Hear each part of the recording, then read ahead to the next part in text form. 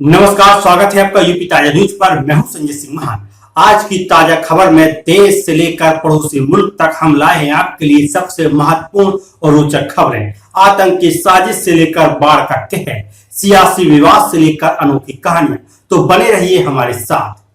Delhi police ने बड़ी आतंकी साजिश नाकाम की है। 4 राज्यों दिल्ली, मध्य प्रदेश, हैदराबाद और रांची से 5 संदिग्ध आतंकियों को गिरफ्तार किया है। इनके पास से आईडी बनाने का सामान, हथियार और नक्शे बरामद हुए हैं। जांच में पता चला है कि ये सोशल मीडिया के जरिए पाकिस्तानी हैंडलर के संपर्क में थे। दिल्ली पुलिस और केंद्रीय एजेंसियां गहन पूछताछ कर रही हैं। उपराष्ट्रपति चुनाव में क्रॉस वोटिंग ने हंगामा मचाया। टीएमसी ने आरोप लगाया कि बीजेपी ने विपक्षी सांसदों को 15 से 20 करोड़ में खरीदा। बीजेपी ने पलटवार करते हुए कहा कि इंडिया गठबंधन में फूट साफ दिख रही है। यह विवाद सियासी गलियारों में चर्चा का विषय बना हुआ है। जांच की मांग तेज हो रही है, लेकिन कोई ठोस सबूत अभी तक सामने नहीं आए हैं। मथुरा वृंदावन के आधे इलाके बाढ़ में डूब गए हैं। हरियाणा के घग्गर में दरार से 300 एकड़ फसल बर्बाद हो गई। रायपुर एयरपोर्ट का नेविगेशन सिस्टम भी फेल हो गया, जिससे उड़ानें प्रभावित हुई। प्रशासन राहत कार्य में जुटा है, लेकिन स्थानीय लोग जल्दी समाधान की मांग कर रहे हैं। बाढ़ प्रभावितों को तत्काल सहायता की जरूरत है। आरएसएस चीफ मोहन भागवत का आज 75वां जन्मदिन है। प्रधानमंत्री मोदी ने उन्हें बधाई देते हुए कहा, हम स्वयंसेवकों का सौभाग्य है कि हमारे पास भागवत जैसे सरसंघ चालक हैं। देश भर में आरएसएस कार्यकर्ता इस मौके पर सामाजिक कार्यों में जुटे हैं। भागवत के नेतृत्व में आरएसएस का प्रभाव लगातार बढ़ रहा है। उनके योगदान को याद किया जा रहा है। संसदीय समिति ने मीडिया के लिए फैक्ट चेकिंग सिस्टम और लोकपाल अनिवार्य करने की सिफारिश की है। जल्द ही इसकी रिपोर्ट संसद में पेश हो सकती है। यह कदम फर्जी खबरों पर लगाम लगाने के लिए उठाया गया है। विशेषज्ञों का कहना है कि इससे पत्रकारिता में पारदर्शिता बढ़ेगी, लेकिन कुछ इसे अभिव्यक्ति और स्वतंत्रता पर खतरा मान रहे हैं। केंद्रीय मंत्रियों ने अपनी संपत्ति का ब्यौरा दिया है। नितिन गडकरी के पास 31 साल पुरानी एम्बेसडर कार है, जबकि जयंत चौधरी ने 21 लाख रुपए क्रिप्टो करेंसी में निवेश किए हैं। यह खुलासा मंत्रियों की पारदर्शिता को दर्शाता है। जनता के बीच इस पर चर्चा तेज है। लोग मंत्रियों की संपत्ति और जीवन शैली पर सवाल उठा रहे हैं। तेलंगाना के नक्सली इलाके में 2 सगे भाइयों को गिरफ्तार किया गया है। इन पर मुंबई के हायर सिक्योरिटी जोन से 2 राइफल, 40 कारतूस चोरी करने का आरोप है। पुलिस ने गहन पूछताछ शुरू की है।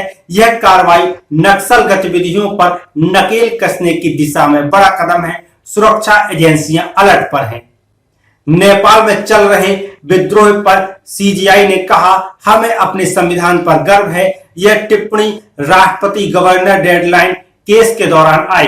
पड़ोसी देशों में अशांति के बीच सीजीआई ने भारत की स्थिरता पर जोर दिया। नेपाल में हिंसा और अस्थिरता ने भारत में भी चिंता बढ़ा दी है। लोग सीजीआई के बयान को गंभीरता से ले रहे हैं। मेहुल चोकसी को भारत लाने के लिए सोमवार को बेल्जियम कोर्ट में सुनवाई होगी। सीबीआई और विदेश मंत्रालय सबूत पेश करेंगे। यदि सबूत पर्याप्त नहीं हुए तो चौकसी रिहा हो सकते हैं। इस मामले में देश की नजर है। पीएनबी घोटाले का यह आरोपी लंबे समय से फरार है।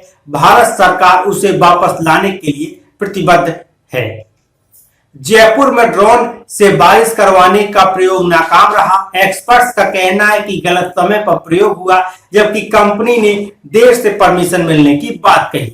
केवल 0.8 मिलीमीटर बारिश हुई। इस असफलता ने तकनीकी सीमाओं पर सवाल उठाए हैं। लोग इस प्रयोग के भविष्य पर चर्चा कर रहे हैं। बिग बॉस 19 की प्रतिभागी तान्या सोशल मीडिया पर ट्रोल हो रही है। उन्होंने अपने ग्वालियर के घर को महल से बढ़कर बताया, लेकिन यह 2 मंजिला मकान निकला। इस बयान के बाद लोग उनकी विश्वसनीयता पर सवाल उठा रहे हैं। तान्या का यह दावा शो में चर्चा का विषय बन गया। दर्शक इस पर जमकर कमेंट कर रहे हैं। हिमाचल में रात से हल्की बारिश जारी है। वेस्टर्न डिस्टरबेंस अगले 3 दिन सक्रिय रहेगा। बाढ़, बादल फटने और लैंडस्लाइड से अब तक 76 लोगों की मौत हो चुकी है। प्रशासन राहत कार्य में जुटा है, लेकिन प्रभावित क्षेत्रों में हालात गंभीर हैं, लोगों से सतर्क रहने की अपील की गई है। मौसम विभाग ने अलर्ट जारी किया है। पंजाब में बाढ़ के बीच बीएसएफ ने भारत पाक बॉर्डर पर डटकर मुकाबला किया। चौकियों और फेंसिंग डूबने के बावजूद जवान डटे रहे। गश्त के दौरान तैराक उतारे गए, पाकिस्तानी रेंजर्स भाग खड़े हुए। बीएसएफ की इस बहादुरी की हर तरफ तारीफ हो रही है। ये कहानी देशभक्ति और हौसले का प्रतीक बन गई। नेपाल की जेल तोड़कर भागे 12 कैदी यूपी बॉर्डर में गिरफ्तार किए गए। काठमांडू में बदायूं के 24 लोग फंसे हैं जो सीएम योगी से मदद की मांग कर रहे हैं। नेपाल भारत सीमा पर 500 ट्रक खड़े हैं। नेपाल में हिंसा के कारण हालात तनावपूर्ण हैं। भारतीय प्रशासन फंसे लोगों को निकालने के लिए प्रयासरत है। हरियाणा में अफसरों की डांट से मीटिंग में एक डॉक्टर रो पड़ी। उन्होंने सीएम से शिकायत की। डीजी ने कहा 3 लाख सैलरी देते हो फिर भी डॉक्टर कहलाने लायक नहीं। यह विवाद अब तूल पकड़ गया है। स्वास्थ्य सेवाओं में सुधार की मांग तेज हो रही है। लोग इस घटना पर अलग अलग राय दे रहे हैं। पंजाब के मुख्यमंत्री भगवंत मान को अस्पताल से जल्द छुट्टी मिल सकती है। सुबह गवर्नर ने उनसे मुलाकात की। गवर्नर ने कहा 1600 करोड़ की टोकन मनी और मुआवजा मिलेगा। बाढ़ प्रभावित इलाकों के लिए ये राहत बड़ी खबर है। सीएम की सेहत पर लोग नजर बनाए हुए हैं। प्रशासन राहत कार्यों में तेजी ला रहा है। मनीषा केस में सीबीआई ने परिवार से 2 बार पूछताछ की। चश्मदीदों से जानकारी ली गई और पिता से सुसाइड नोट के बारे में पूछा गया। इस मामले ने देश भर में चर्चा बटोरी। सीबीआई की जांच से सच सामने आने की उम्मीद है। लोग इस केस में न्याय की मांग कर रहे हैं। जांच की प्रक्रिया तेजी से चल रही है। गुरुग्राम में एसबीआई मैनेजर की पत्नी ने फ्लैट में फांसी लगाकर अपनी जान दे दी। बेटी को स्कूल से लेने नहीं पहुंचने पर मामला खुला। पुलिस ने जांच शुरू कर दी है। इस घटना ने स्थानीय लोगों को झकझोर कर रख दिया है। मानसिक स्वास्थ्य पर चर्चा फिर से शुरू हो गई है। प्रशासन ने परिवार को सहायता का भरोसा दिया है। आपका यूपी ताजा न्यूज पर इन खबरों को देखने के लिए बहुत बहुत धन्यवाद।